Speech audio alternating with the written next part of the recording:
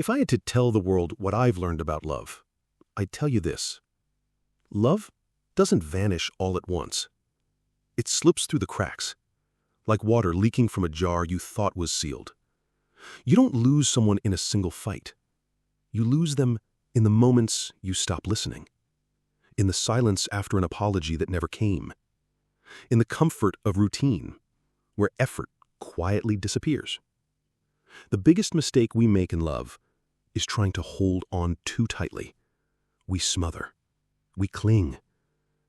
We mistake control for care, possession for presence.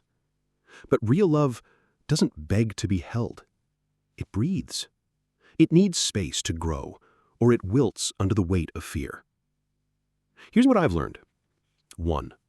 Trust is oxygen. If you don't trust them when they're not around, you're not protecting the relationship. You're burying it under suspicion. And eventually, even the most loyal heart will suffocate. 2.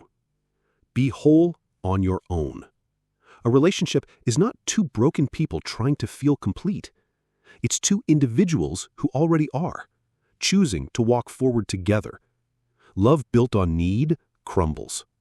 But love built on strength? That's unshakable. 3. Give them space to be themselves. Love doesn't demand constant attention. It doesn't live in anxious texts or constant reassurance. It lives in calm confidence, in the knowing that I'm okay and so are you, even when we're apart.